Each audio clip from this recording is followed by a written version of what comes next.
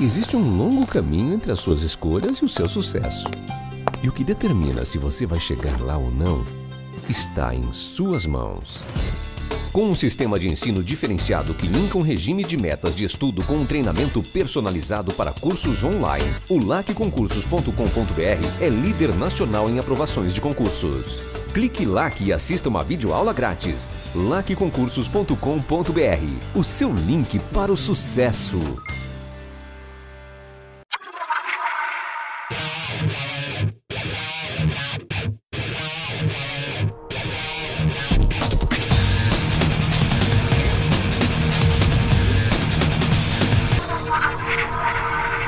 Olá, meus amigos da LAC Enem, do LAC Cursos, mais uma vez com vocês aqui o professor César Bodão e o professor Pedro Silas. Olá, professor, tudo bem? Olá, tudo bem, galera?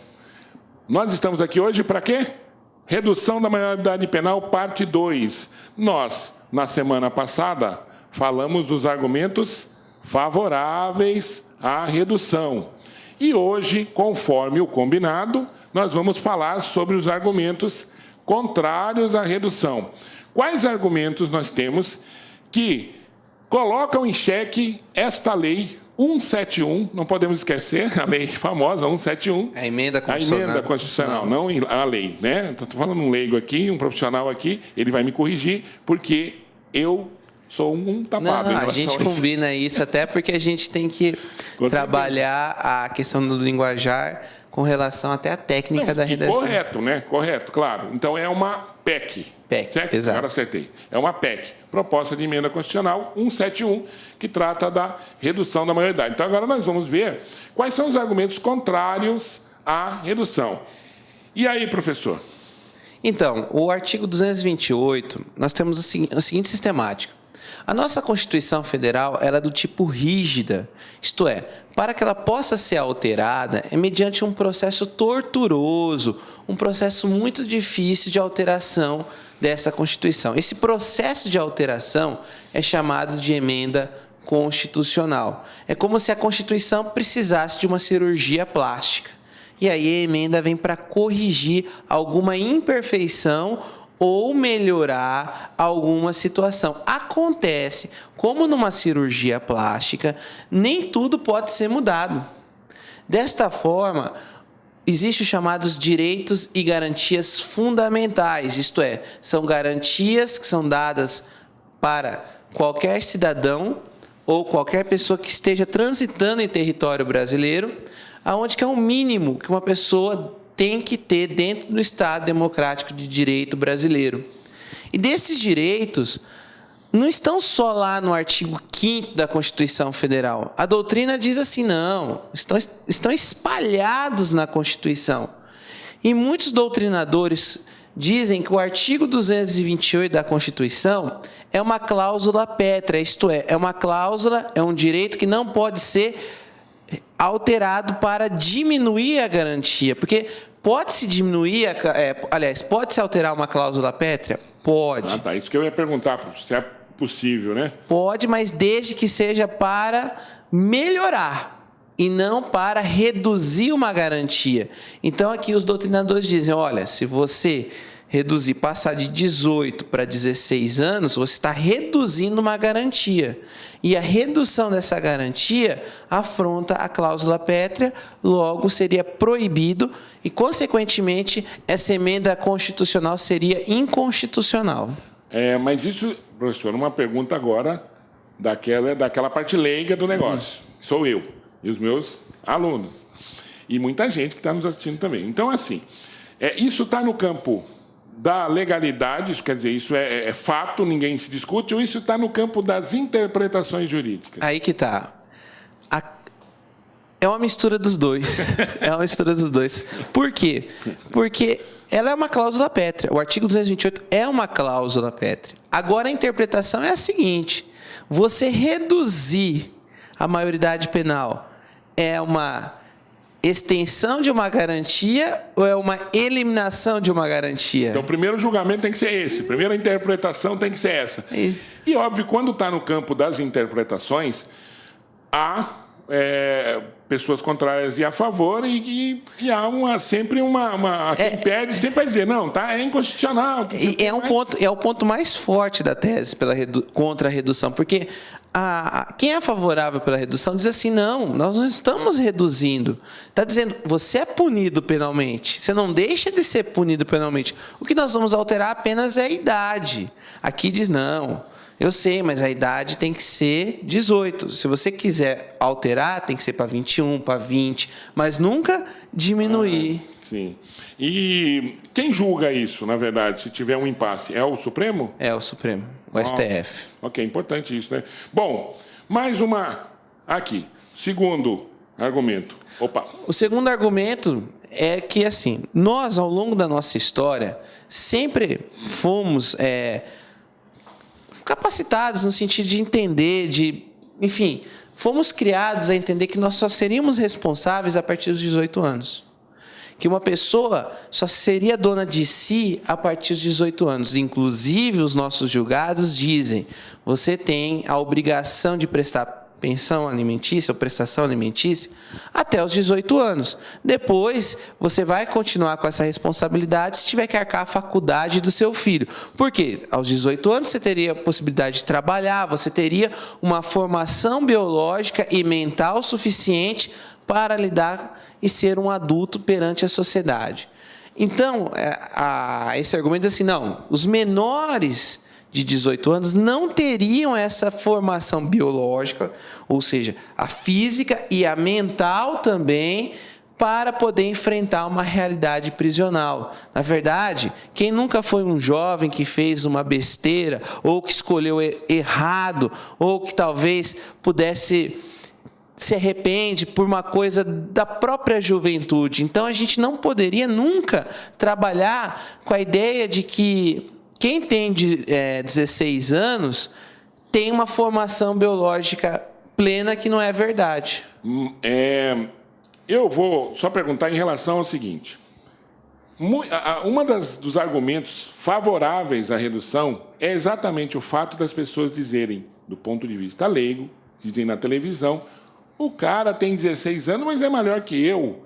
Ele é muito forte, ele já sabe o que ele está fazendo. E tem mais. Em outros países, por exemplo, como a gente viu na outra aula, a redução da maioridade já existe. E as pessoas com 12 anos, você vê pessoas com 12 anos sendo condenadas, meninos de 12 anos nos Estados Unidos, me parece que tem um caso desse, na Inglaterra, se não me engano, né? E que eles foram condenados. Quer dizer, a contra-argumentação em relação a isso aqui, ou essa lei aqui, ela não é um tanto quanto frágil na sua argumentação, já que existem esses argumentos contrários? Então, aí vamos até aquele ponto. A questão entra, quando se diz formação biológica, a gente poderia acrescentar formação sociológica. Porque a questão da educação, os fatores que levaram ele, se o nosso país realmente está produzindo jovens capacitados, jovens com inteligência e jovens que têm uma formação emocional suficiente para responder. Se lá nesses países esses jovens já são preparados para isso, é uma realidade. Agora, os nossos jovens são preparados, estão preparados para assumir tal responsabilidade? Então, essa corrente acaba fazendo até essa pergunta, até porque, convenhamos, a nossa educação não é a das melhores. Então, não é só o fato biológico, né? Isso. Quer dizer, existem vários fatores que corroboram para que esse item aqui, número 2, tanto que eles falam assim... sociológica, social, econômica, etc. E muitos dizem assim, é fraco esse argumento, e realmente é um argumento um pouco mais frágil. Por quê? Porque o adolescente hoje é diferente, tem internet, o acesso à informação. Hoje, você pega um adolescente de 16 anos, já sabe hackear, já sabe fazer um monte de coisa que nós adultos não temos conhecimento. Ele já sabe dirigir, a maioria dos jovens sabe dirigir. Já conseguem, já pegam inclusive o carro, já cometem, né? E esse argumento aqui, eu estou fazendo meio com um papel aqui de advogado, né? Mas então esse argumento aqui, ele vai ser muito contestado em relação a essas coisas. Né? Isso, com relação ao como que a realidade social se apresenta hoje. Exatamente. Vamos para o terceiro aqui, que é A redução não contribuiria para a diminuição da violência. Leis penais que recrudesceram o tratamento dispensado a determinados crimes não foram capazes de inibir o comportamento incriminado. Nós temos uma expressão dentro da criminologia que até o grande doutrinador Luiz Flávio Gomes fala que é chamada de... Na verdade, é aquela questão do ato de legislar inflacionário. Muitas leis e pouca eficácia. Porque existe um populismo penal. O que é o populismo penal? É você pegar e dizer o seguinte: a lei penal vai resolver. Vamos pegar o direito penal vai resolver.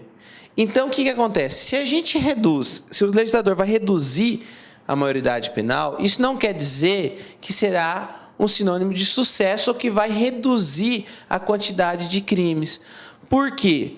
Porque nós temos vários exemplos. Vamos pegar a Lei de Crimes Hediondos. A Lei de Crimes Hediondos foi criada para punir com maior rigor determinados crimes que o legislador entende ser crimes repugnantes. Exemplo, o homicídio qualificado. Mas diminuiu a quantidade de homicídios ao longo deste tempo? Ou cada vez mais nós se deparamos com casos de homicídios e homicídios bem graves? Outro exemplo, a questão, estava até vendo hoje no site, a crítica, o próprio criador da lei que fala da proibição de bebidas alcoólicas dentro do estádio de futebol, reconhece que não serviu de nada essa medida. Por quê? Porque, na verdade, a violência está ligada muitas das vezes com a briga entre torcidas organizadas, alcoolizadas ou não alcoolizadas. São outros fatores. Ele não toma o álcool lá, mas ele toma antes. Isso. Né? E são outros fatores. Deixa eu colocar os meus meninos aqui para entender também, vou tentar ajudar aqui, perguntando o seguinte: então, a redução seria mais ou menos como eu criar a pena de morte, mas não criar um sistema que garantisse que não houvesse mais crimes. Porque se houver crime, a pena de morte ela vai matar as pessoas, mas vai continuar surgindo outras pessoas que vão cometer crimes. Isso. É mais ou menos isso. Isso. Né? Que, na verdade, a gente tem que pensar num sistema num todo. Então, não, vamos reduzir. Tá, vamos reduzir, mas o problema vai continuar existindo. O que está por trás disso? Exato. Qual é o alicerce social, político, educacional que vai fazer com que isso funcione? Exatamente, e que na verdade estão passando, muitas das vezes a imprensa passa como a verdadeira solução dos problemas, e na verdade não é bem assim.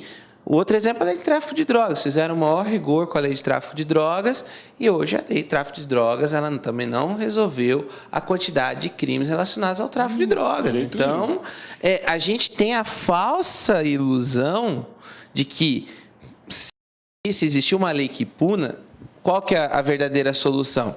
É você pensar num sistema eficaz de aplicação da lei. Se nós tivéssemos um sistema eficaz, um sistema que, não, se o sujeito cometer um crime, ele sabe que ao final de 1 ano, 2 anos, ele será condenado, é diferente do que existir várias leis e o cara saber que se ele cometeu um crime, ele pode responder durante 10 anos e olhe lá se ele vai ser condenado. Ou seja, dá a impressão que muitas pessoas já cometem o crime deliberadamente porque elas sabem que compensa ao final. Aquela história de que o crime realmente compensa. Exato. Né?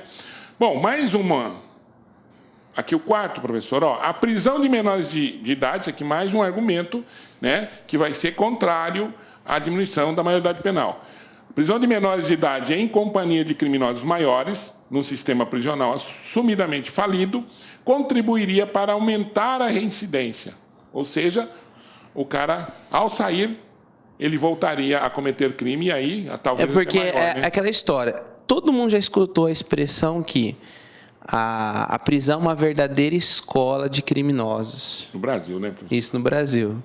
E aí o que acontece? O sujeito vai lá, ele comete um crime, sei lá, um furto de uma lata de leite, e aí ele chega lá, cumpre, ele sai traficante.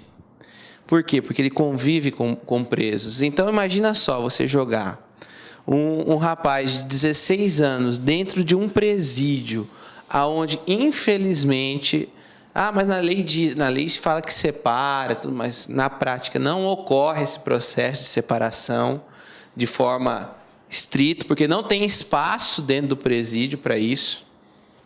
E aí você vai botar um rapaz de 16 anos e a vida dele vai sofrer o quê? Um desvio. Aí vem aquela situação, por que você não bota um rapaz de 16 anos na escola, em vez de num presídio? Então são situações em que quem é contra a redução fala, nós vamos, na verdade, formar de maneira precoce criminosos mais perigosos. Mas também não seria um contrassenso, por exemplo, a escola que nós temos hoje. Pegar esse cidadão e colocar na escola, porque eu, como professor, eu sou professor do sistema educacional, do sistema público, né?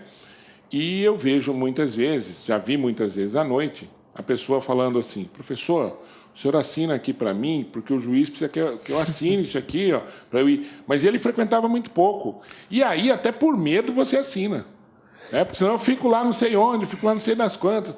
Então, não teria também que essa base que nós falamos de alicerce para melhorar tudo, teria que ser também na escola. Sim, social, divisão de renda, tudo isso aí, não é? Interessante, porque a gente tem a sensação de que o menor que comete um crime, né, ele ficaria impune. Não, existe o Estatuto da Criança e Adolescente que o pune. Então, ele pode receber várias medidas dentro do que está no Estatuto da Criança e Adolescente. O que a gente tem que fazer é determinar uma forma de aplicação melhor do Estatuto da Criança e Adolescente para que ele possa não estar em companhia de criminosos, mas sim em companhia de uma possível ressocialização dele. Então, às vezes, o que falta é um sistema. Novamente, batemos na mesma tecla. O sistema não está sendo eficaz. A lei é bacana, é tudo bacana, mas chegou na hora de aplicação disso, na eficácia disso, é que ocorre o problema. E olha, você, meu amigo, minha amiguinha, que vai fazer o Enem, presta atenção. Isso que nós estamos falando agora, que nós acabamos de falar agora, isso pode servir para você colocar lá na sua conclusão. Tá? Lembrando que na sua conclusão você precisa expor algumas impressões que vão mostrar para o cara que está corrigindo, a pessoa que está corrigindo, que você conhece, que você sabe o que fazer e sabe também, ou tem, pelo menos, a ideia do que pode ser feito para melhorar. Tá? Então, isso aqui pode ser, se você exatamente entender o que nós estamos falando, das duas aulas. E detalhe, né, professor? Aquela outra aula está no YouTube já. Isso. Né, no site da LAC. Você se inscreve lá, tá? Curte a nossa aula, de preferência. Vamos lá. O quinto argumento, a redução da maioridade penal fomentaria a exclusão social sobre jovens que, por origem, já não dispõem de condições de vivência digna e são levados à conduta delituosa. É aquela história. Existe uma teoria dentro da criminologia que estuda a origem do crime, por isso criminologia, estudar a origem, os fatores que levam à ocorrência de um crime, de crimes. Dizem o seguinte, que o ser humano é resultado de um fruto da sociedade. Se o ser humano ele é condicionado desde criança por fatores externos que contribuem para que ele possa o quê? Se tornar uma pessoa boa ou ruim. Existe o livre-arbítrio? Existe. Ou seja, ninguém nasce bom ou ruim. Isso. As pessoas nascem pessoas e vão com a convivência. Com a convivência, com fatores. Esses fatores são desde a sua família até fatores relacionados com o marketing, relacionados com a questão do capitalismo. E é isso, ou a exclusão social que existe. Então, o que acontece? Você reduzindo isso, você está novamente, o Estado estaria, de certa forma, dizendo, eu fui totalmente incompetente. Omisso, por quê? Eu não soube cuidar desses adolescentes e agora eu quero puni-los. E, consequentemente, nós teríamos o quê? Novamente um muro. Por isso, se você parar para analisar, se nós pararmos para analisar, infelizmente, dentro do nosso sistema, só fica na prisão quem não tem condições financeiras de arcar com um bom advogado para poder prosseguir com o processo em liberdade. E aí ele acaba o quê? Normalmente vai acabar quem numa prisão? Aqueles que são as pessoas que não têm condições financeiras. É o fruto de uma sociedade. É a história da criança que nasce sem a oportunidade, não tem a oportunidade. Aí o radical, a pessoa mais radical, diz assim, mas a pessoa tem o livre-arbítrio. Tá, existe, mas dê a oportunidade. Às vezes a pessoa não tem esta oportunidade. E o que ela conhece do mundo, às vezes, não é aquilo que ela deveria ter para ser uma pessoa melhor, para ser uma pessoa de bem, etc. O que ela conhece, a convivência que ela tem, o local onde ela mora, também contribui muito para isso. E muitas pessoas, quando eles falam assim, mas professor, às vezes eu vejo muito... Uma vez eu assisti uma palestra fantástica de um grande professor, de um filósofo. Ele falava assim, ele falou desse jeito, eu tenho vergonha dos meus alunos. Ele dava aula por uma questão até de ética, eu não vou falar universidade nem nada. Eu tenho vergonha dos meus alunos. Eles serão futuros operadores do direito e não conhecem a realidade social por trás dos muros dos condomínios que eles vivem. Ou seja, ele estava criticando que a gente muito critica, mas a gente não conhece a grave realidade social, este muro que existe entre nós, que infelizmente, quando a pessoa ultrapassa esse muro e oferece um risco a nós, nós queremos puni-la. Você acha que numa sociedade, então, tem várias sociedades, né? Tem. E aí nós excluímos. Ou seja, o que é seguro para você? Seguro é desde que não ofereça risco para você e sua família. Mas se oferecer para o vizinho, mas se não for para você, tá ótimo. Nós vivemos numa sociedade individualista. E a redução seria um resultado mais individualista ainda. Ok. Não esquecendo, minha gente, que vocês podem ir lá na nossa página do LAC Concurso. Vai lá. Curta a nossa página, lá há mais vídeos, né, professor? Do professor Pedro Silas lá também, que vídeos excelentes, aulas excelentes que você pode aproveitar aí, não só para a parte do direito, mas também para outras questões, tá? Tem vídeos nossos lá também, vídeos de outros professores. Curta a nossa página no YouTube. Bom, professor, mais uma aqui, que é a sexta. A solução estaria no investimento efetivo e amplo em educação, bem como na aplicação adequada do Estatuto da Criança e do Adolescente, o ECA, alterando, se o caso, para tratar com a maior rigidez os crimes violentos. Né? Porque aquela história. Platão dizia o seguinte, que a felicidade está no conhecimento. Quando tinha o mito da caverna, o que seria a caverna? A falta de conhecimento. E quando você se livra dessas correntes da falta de conhecimento, você acha um mundo novo. A gente tem que dar essa oportunidade com o conhecimento. Ou seja, um adolescente, uma criança com conhecimento, é uma criança que pode o quê? Formar opinião. É uma criança que pode transformar uma sociedade. Não estão tendo oportunidades para isso, não está sendo levado a isso. E, consequentemente, nós temos o Estatuto da Criança e do Adolescente. Muitas pessoas esquecem, mas o Estatuto pune, mas de acordo... Mas a punição não é tão alta. Então, muda-se o Estatuto. Procura-se outros meios. O Alckmin, o ex-governador... É ex, né? Não, ele é atual. O atual governador, o Alckmin, ele propôs, ele falou, não, vamos então... Se o adolescente cometer um crime grave, que ele fique até os 28 anos, então, cumprindo lá a medida socioeducativa de internação, porque não é prisão, é internação. Claro. O adolescente não é preso, ele é internado. Um ambiente de ressocialização. Um ambiente de ressocialização, que na prática Não é. É um presídio para eles, mas enfim. É isso que a gente tem que pensar, o quê? Num Estatuto da Criança e do Adolescente mais ativo nessa situação e não necessariamente você reduzir a maioridade penal. Ok?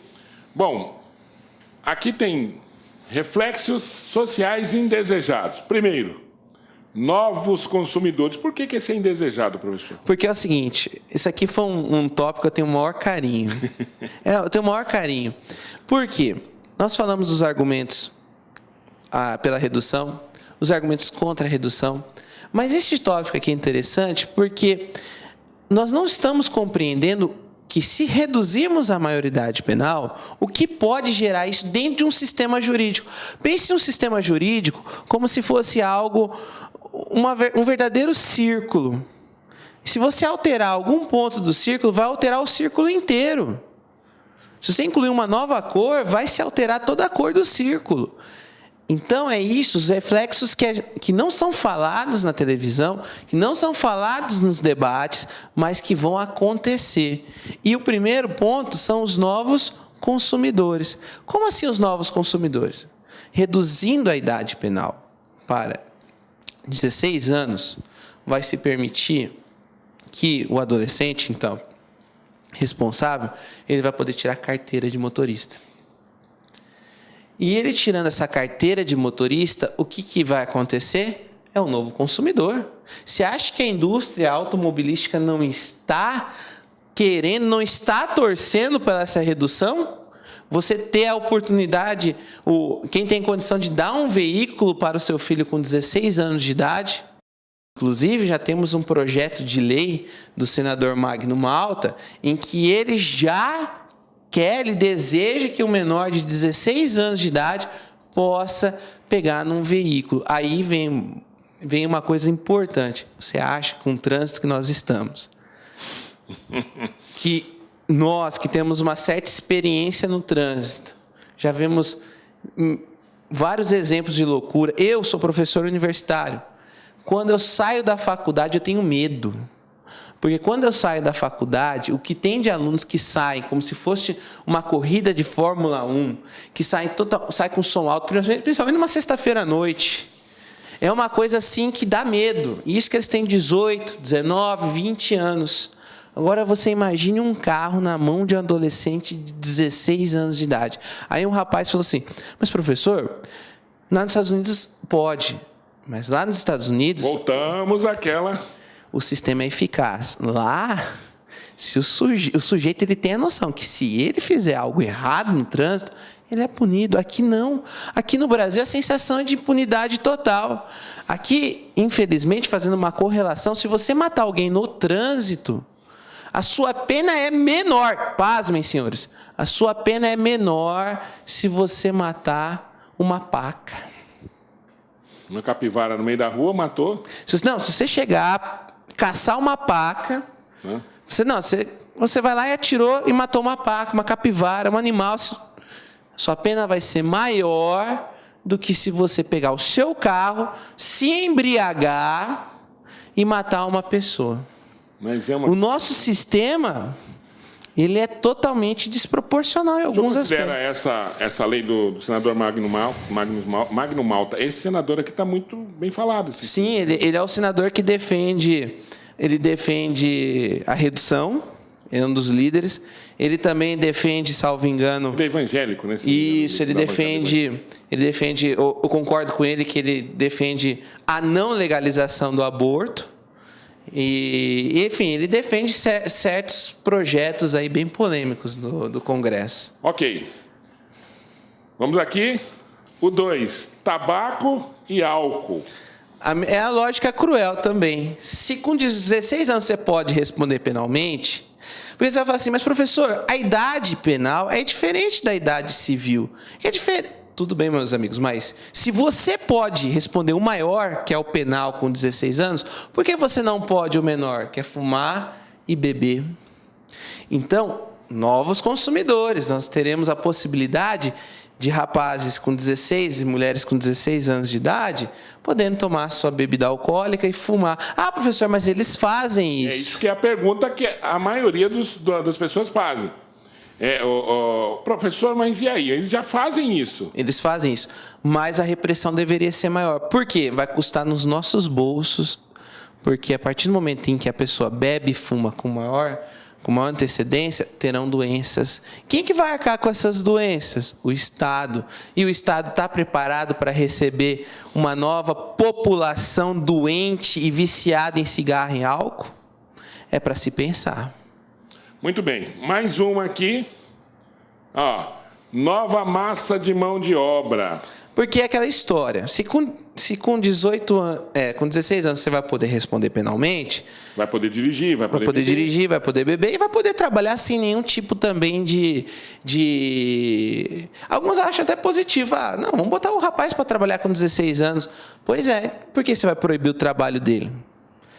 Ah, mas é porque ele não pode ficar em condições insalubres, em condições... Não, mas se ele vai estar num presídio, que é um local totalmente péssimo, que vai proibir dele trabalhar, que ele vai estar fazendo isso para o sustento da vida dele?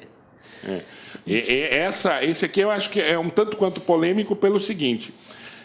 Você sabe que antigamente, as pessoas começavam a trabalhar cedo e muita gente defende isso, como defende outras coisas, ditadura militar, tal, porque achava que era bom, Eles acham que começando a trabalhar cedo a pessoa tem mais dignidade, mas o que nós não podemos esquecer, isso é uma opinião pessoal, é que as condições antigamente eram diferentes de hoje.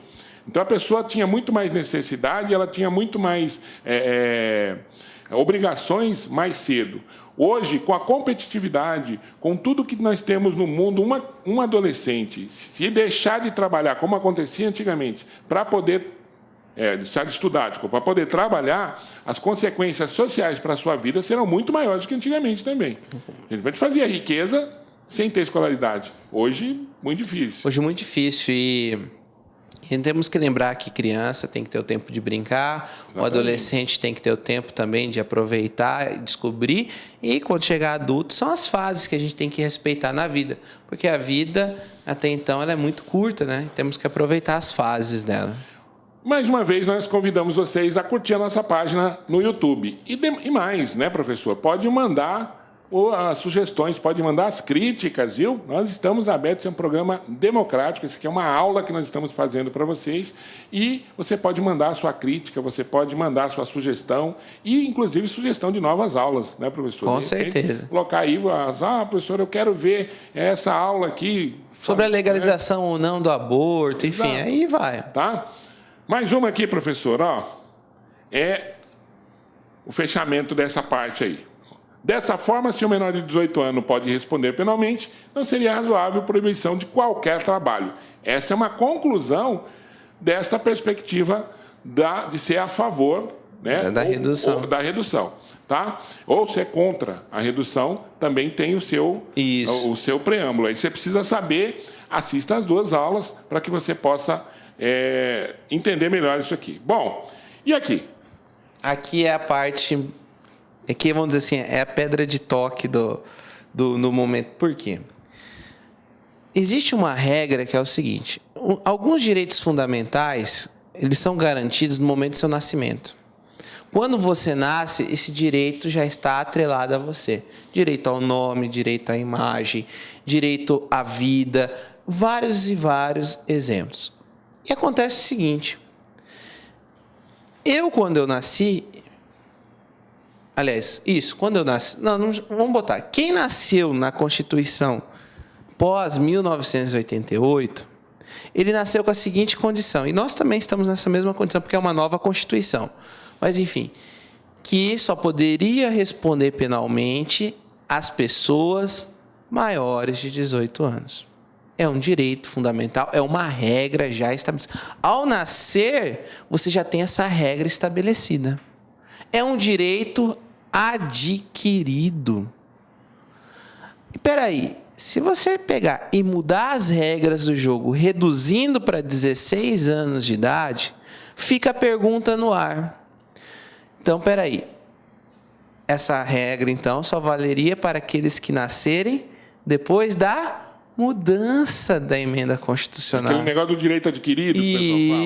Isso, porque, vejam só, se quem nasce, garante que aos 18 anos ele pode responder penalmente, se você reduz para 16 anos, essa lei nova, ela não pode retroagir, porque ela vai prejudicar.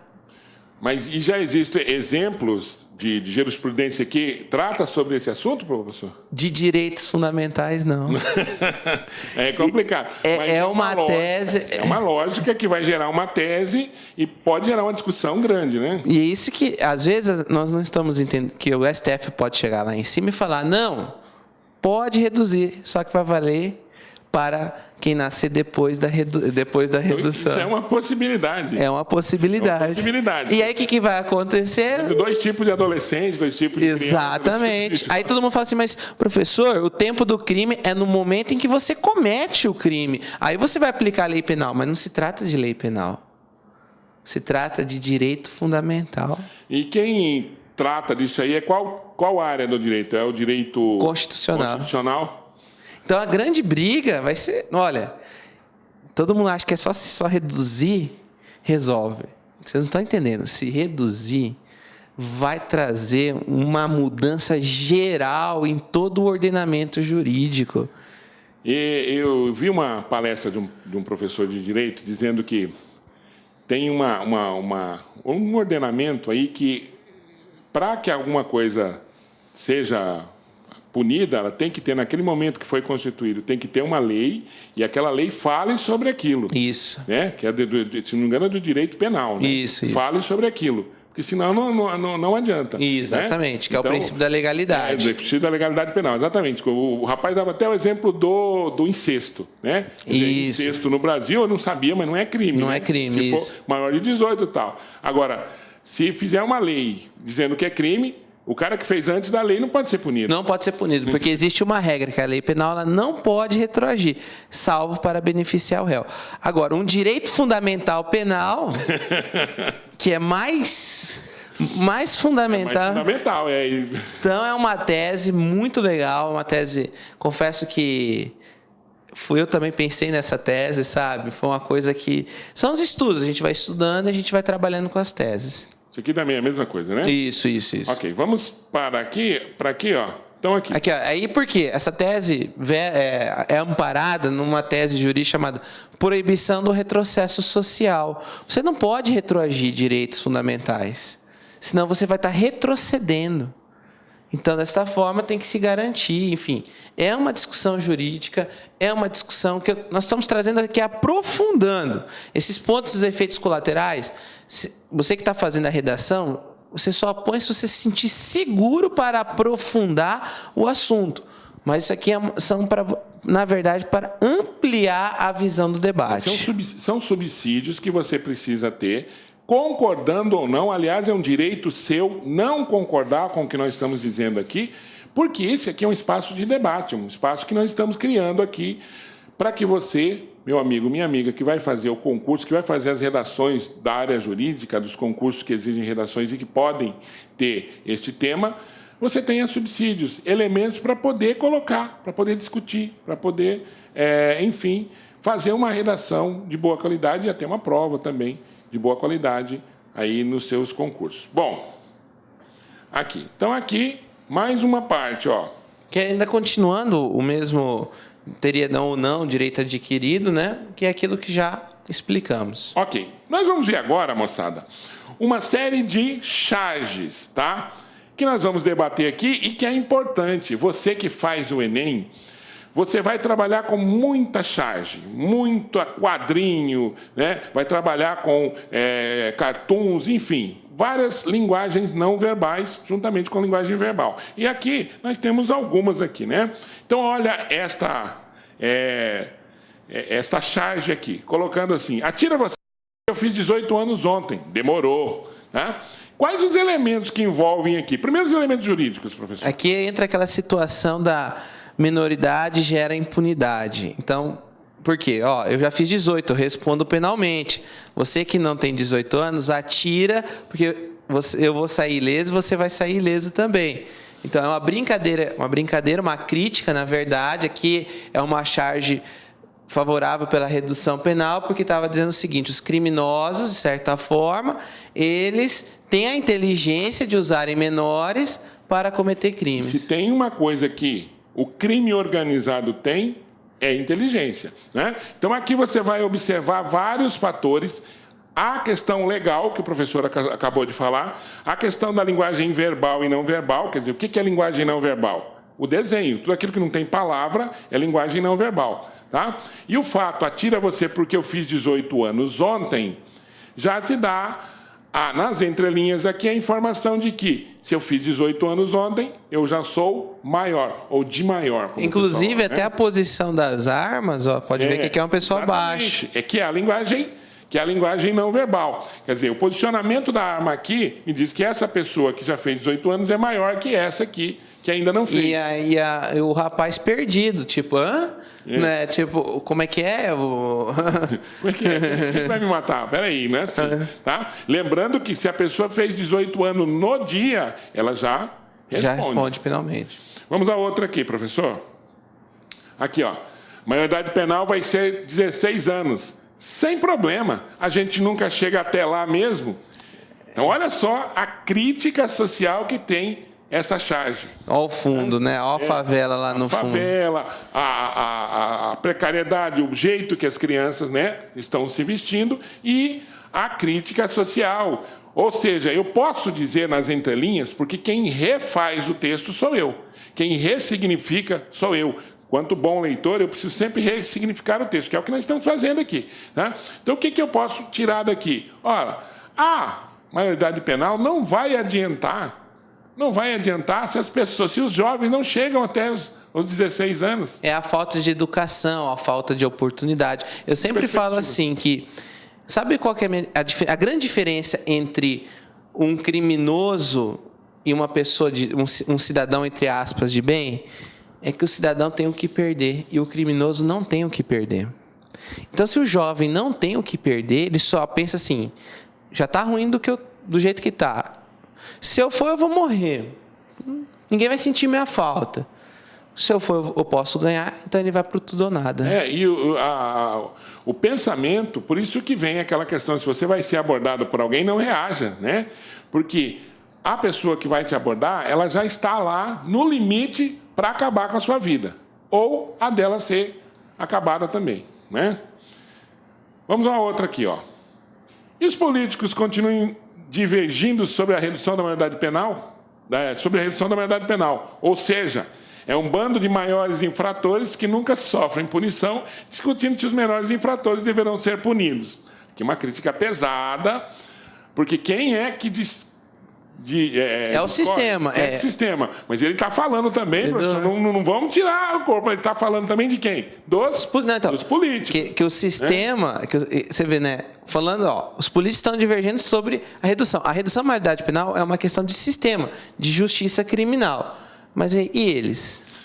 Quando ele fala bando de maiores infratores, você tem que ligar um monte de coisa. Está incluído aqui, na minha opinião, né? Está incluído o quê? As atrocidades políticas que se fazem não sofrem punição, né? Os desmandos políticos, roubos, desvios, etc., estão todos colocados aqui. Essas pessoas, enquanto elas não são punidas, elas continuam lá legislando. Até eu quero chamar a atenção, me desculpa se eu for um pouco forte na expressão, mas ela é necessária para isso. Qual que é a diferença entre um estuprador e um corrupto?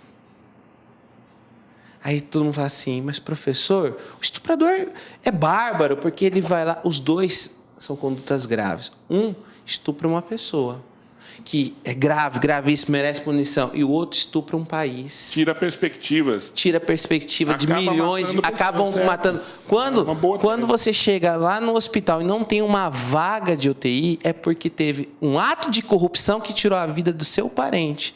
E os políticos que acabam praticando o ato de corrupção são verdadeiros heróis, acabam, vamos dizer assim, alguns partidos os tratam como heróis. Sim. E vendem a imagem de heróis. E, infelizmente, o povo ainda não teve o discernimento que a gente não tem que ficar discutindo sobre a redução, mas sim discutir um sistema que também inclua a punição com rigor desses políticos. E muitas vezes é impressionante, né? O cara... ele faz, desfaz, desvia, é comprovado e ele está lá. Tem a famosa imunidade, né? Imunidade parlamentar. Ele tem imunidade, tem foro privilegiado, né? E aí o que acontece? Ele está lá e ele é tratado como uma celebridade. Uma celebridade. No outro dia, quando termina o mandato, ele está na cadeia. E assim, o mais triste é que, às vezes, a gente fala, mas é uma guerra de partido. Não é uma guerra de partido. É, na verdade, a gente tem que entender que quem fez o errado tem que ser punido. Agora, ninguém discute Por exemplo, corrupção, o Petax, o nosso grande governador Petax, excelente professor de direito constitucional. Sim. Ele foi um dos autores do projeto de incluir a corrupção como crime hediondo. Está até agora parado. Está até agora parado. Por que será, né? Por que será que não incluíram a corrupção como um crime hediondo? Estuprar, matar é hediondo, mas Exato. roubar não é. Né? Essa outra aqui, professor, ó. Todo menor assassino, estuprador, traficante também deve ser julgado como adulto. Mas isso ninguém compartilha. É a imagem que é vendida. Eles lembram lá do Zé Pequeno, que é do filme do Cidade de Deus, que conta a história que ele começou a prática do crime ainda quando criança. E aí eles mostram essa figura, que é baseada em fato real, dizendo, olha, eles querem, assim, é a venda, é aquela coisa. Existe uma teoria dentro da criminologia que é da rotulação. Existe uma mania hoje na sociedade de rotular pessoas, que é entre o bem e o mal.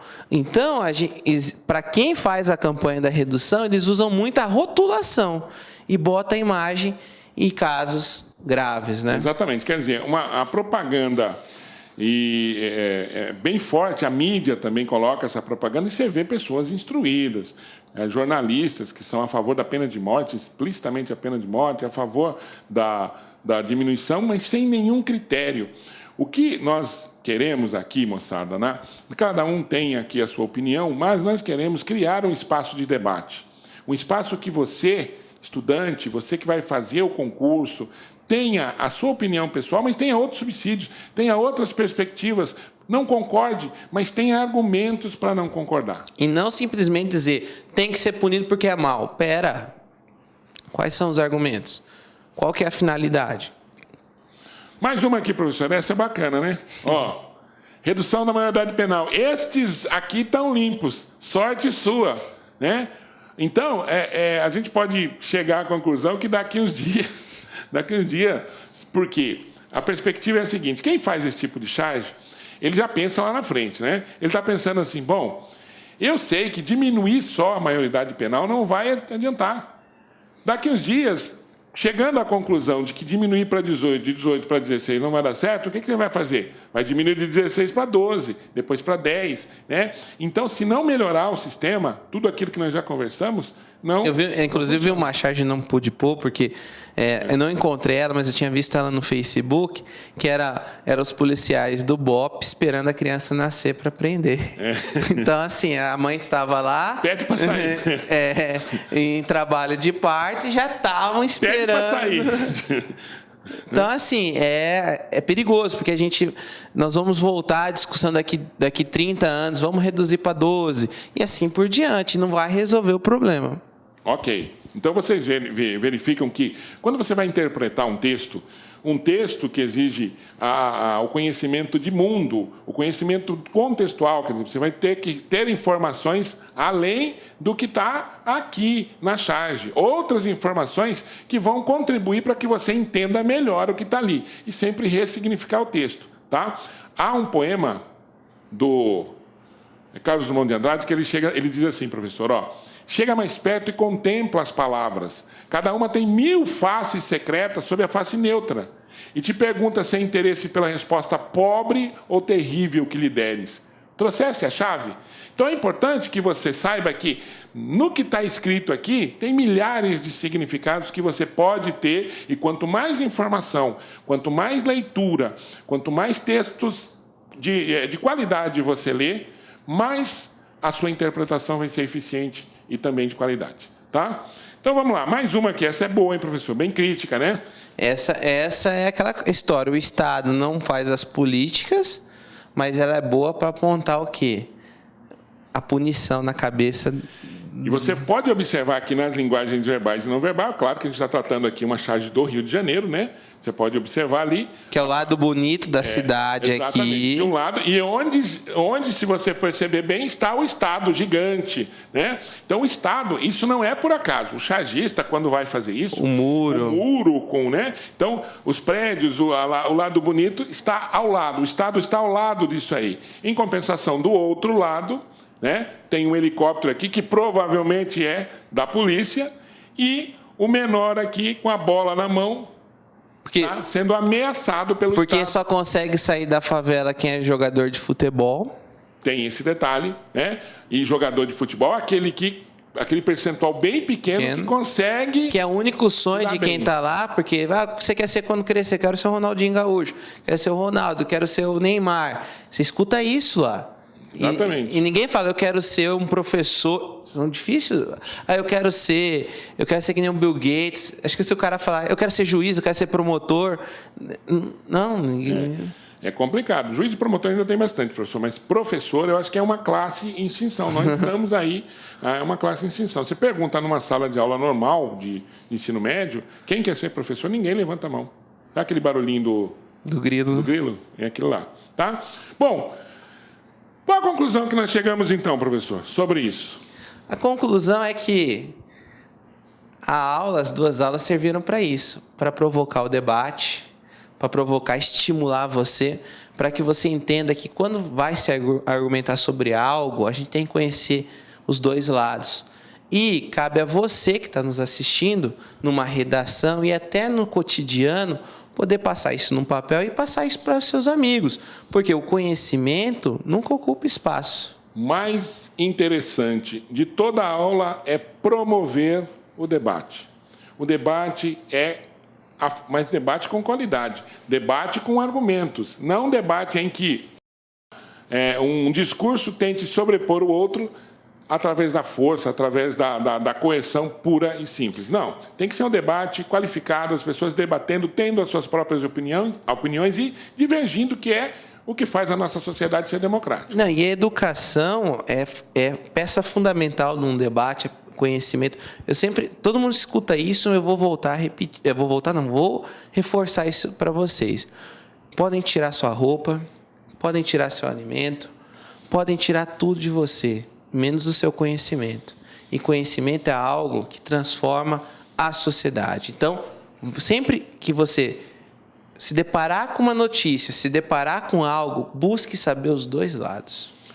Ok, vamos deixar então aqui essa belíssima imagem daqui da Malala, que foi aquela moça que tentou estudar num país difícil e sofreu consequências por causa disso, né, professor? Ela foi quase mataram ela por conta, acho que tentaram queimar ela viva, salvo engano. Deram um tiro. Um tiro e assim, ela lutando pela educação, e que a educação transforma. E aí vem a frase: uma criança, uma professora, uma caneta e um livro podem mudar o mundo. Ok, chegamos ao final, então, de mais essa aula. E lembrando, você pode curtir a nossa página lá, né? Aqui. E avaliar a nossa aula. Você que já é o nosso aluno do LAC Curso, do LAC Enem, avalie a nossa aula, coloque lá a sua sugestão, a sua crítica. E esperamos você numa próxima oportunidade. Até mais. Valeu. Existe um longo caminho entre as suas escolhas e o seu sucesso. E o que determina se você vai chegar lá ou não está em suas mãos. Com um sistema de ensino diferenciado que linka um regime de metas de estudo com um treinamento personalizado para cursos online, o lacconcursos.com.br é líder nacional em aprovações de concursos. Clique LAC e assista uma videoaula grátis. lacconcursos.com.br, o seu link para o sucesso.